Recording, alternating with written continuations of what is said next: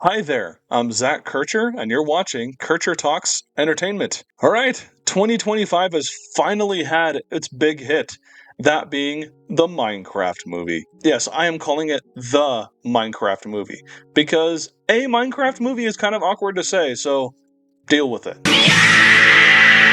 But yes, the Minecraft movie grossed $313 million worldwide according to Box Office Mojo in its first weekend. And yeah, that's pretty dang impressive. I think if that's indication of anything, I would hope that it means that, there are still movies that people will go out to see and support in the theaters. You can argue whether it's like a good thing that a video game adaptation is the one to get people out of their houses and go to the theater for, but I think we should celebrate any kind of win that movie theaters get, because if they can stay afloat, the movies that we actually care about seeing, like, the smaller ones, maybe the more independent and creative movies, or, big Hollywood blockbusters if that's your thing, the studios can keep making those, and the theaters can stay alive so that they can keep selling concessions and putting these movies up to exhibit in their screens. It's a blessing and a curse, really.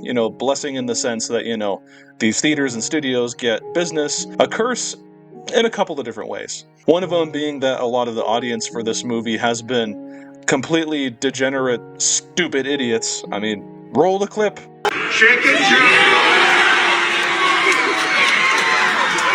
Good Lord, what is happening in there? Aurora Borealis. But also debatably for the quality of the experience that was given with the Minecraft movie. Understand that I don't think it's a bad thing that kids are going out, with their families to see this movie and they're really enjoying it. If they're enjoying a movie, who cares? Kids have different taste than adults do. They're getting used to what the kind of things that they like. And Minecraft is huge among the younger audience. It was huge when I was a teenager, and it continues to be so.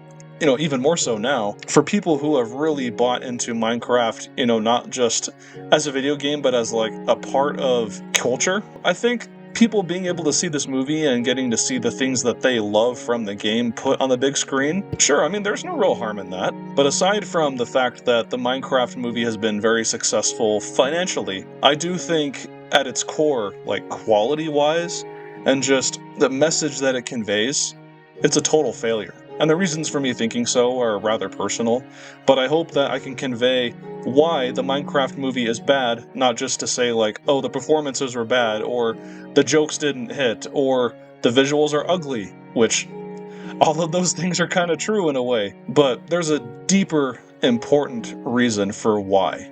And I think that's because the Minecraft movie does a disservice to not only kids, but anyone who is a fan of these games. At this point, Minecraft has been around for more than 15 years. The final version came out in 2011, but even before then, it was a huge internet phenomenon, going back to even 2009 when the alpha version came out, and then it went to beta. And even then, it was a major touchstone for a lot of gaming YouTubers back then, and that's how it gained a lot of its popularity. It was this tiny game from a team, in Scandinavia, but it spread like wildfire once people discovered it and they made videos on YouTube. And the great thing is that it was more than a game, and it still is, because it enabled people to create, obviously, but not just in the game itself, but also in the sense that people could make these videos and they could start their whole career based on just making commentary videos with Minecraft. They could tell role-playing stories with it. It was a tool for people to be able to feed a lot of their creativity into, and including myself, there's been a lot of ways for people to just let their imagination go completely bonkers with the game. And the Minecraft movie, by comparison, it doesn't really honor that creative spark that the video games provided for so many people. Why should you and I care about that, though? Let me mention one movie to explain why.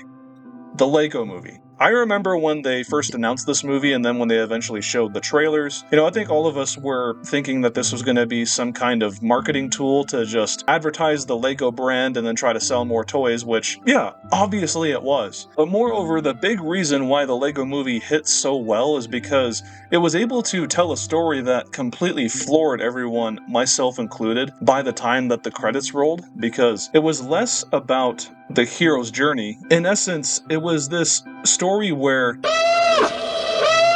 you had this kid who was struggling to express to his dad that he wanted to share something creative and to have fun with, his dad, someone who was always going by the book. He was very structured and he had a sort of a different outlook in life than his son. And it was this very beautiful metaphor about how the Lego toy in and of itself is able to connect the generations through play and through imagination and doing all these things. And so even though, yes, it was an advertisement for the toy at the end of the day, it was a very substantive one. A story that was able to connect people to the idea that even with toys, you can develop yourself as a person, you can have great ideas, you can imagine things. Yeah, it was just a beautiful, totally unexpected message, but one that made sense. And I'm not saying that the Minecraft movie had to do exactly that, just repeat that same message over again. But if you think about it, Minecraft is the Lego experience basically put into digital form. And I think that's another huge reason for its success, because, you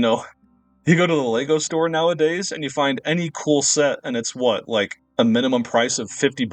What kind of place is this? But then you get Minecraft, which you could go on to, say, the PlayStation Store, and it's there for $30. And you have this amazing game that is full of incredible infinite possibilities and replay value, to where that is probably the best $30 you'll ever spend, especially if you have kids who are discovering their creative spark for the first time. And yet the movie does nothing, literally does nothing to celebrate that at all. One of the big things that this movie does as a disservice, specifically in that way, is the story it's just generic, hollow schlock. You've seen the story before, the fish out of the water story, where people are drawn into this imaginative world that they have never seen before or ever could have imagined could have existed. And then they're drawn into this, random conflict where they have to save everyone. And there's no real sense of stakes. There's nothing that matters about it. I mean, you have all these different characters in here who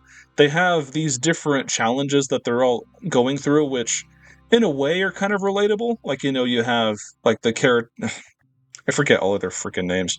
The brother and the sister, who are basically orphaned, and the sister has to take care of her brother, who's kind of not a delinquent, but he's someone who's kind of struggling to fit in. You have the Jason Momoa character, who is basically just Uncle Rico, but the video game nerd version of it. There's purpose behind that comparison, let me tell you. And of course you have Jack Black as Steve. He's basically in this movie just as a joke. You think of Steve from the video games, and that guy is built as a brick, despite looking like one. And then Jack Black is just his usual bumbling self, and he does the typical Over this water bucket! Flint and steel.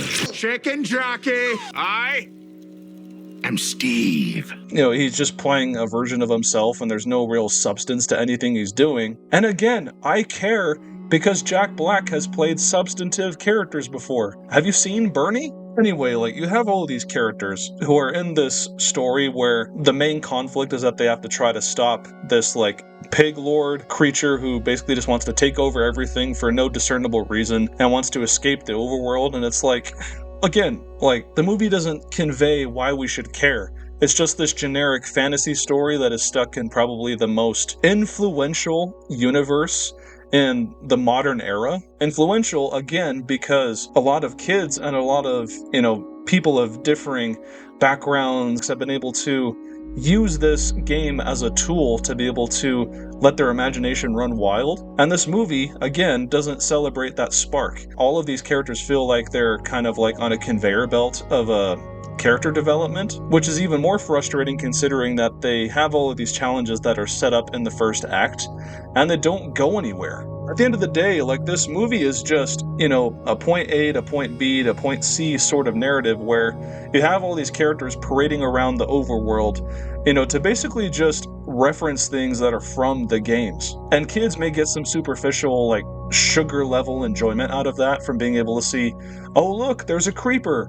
Oh look, he used a crafting table, guys. That's the ender pearl that, you throw it and then suddenly you're transported to where the pearl was thrown. But that is where the value of those references end. They're just references for reference's sake. They don't add anything to the story. They don't teach a message. It's worse than sugar. It's just something that does nothing for you. And I wouldn't have cared so much if, like, the action sequences and the humor made this a mildly entertaining experience. And for some people, like, maybe it was enough. But again, the action I could not care for, because at the end of the day, it's just flashy images with no sense of danger or real stakes. That's the difference between genuine action, where you feel fear for the characters being able to get out of the situation alive, versus it's just, oh hey, we need an action sequence to break up the pacing. And then the humor, I am a big fan of Jared Hess's work, especially Napoleon Dynamite and Nacho Libre, Jared Hess being the director of this movie. And he does bring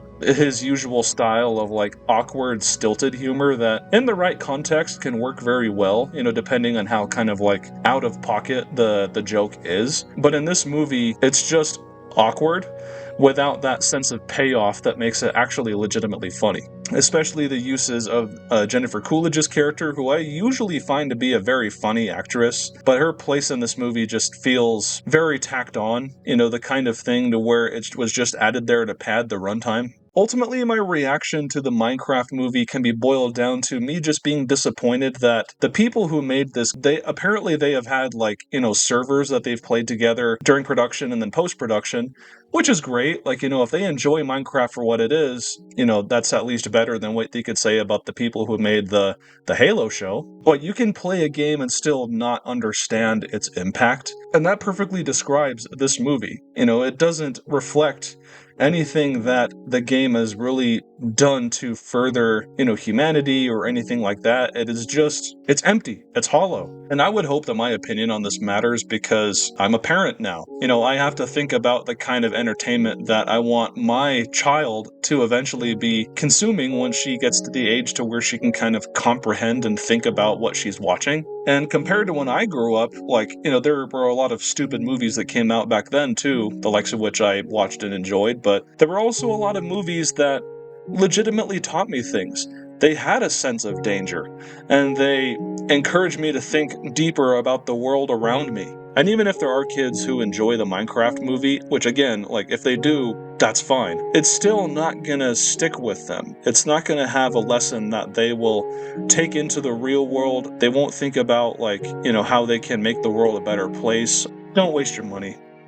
Play the game instead, because at least what the game does is it allows both kids, teenagers, and adults to have a shared experience where they can not only have fun, but they can actually let their brains develop. They can create, they can inspire each other. And that is always going to be more worthwhile than whatever this was. And that's it. Thank you so much for watching. If you enjoyed this review, please leave a like and subscribe to the channel. For doing both of those things really does help me out. And I will see you all in the next one.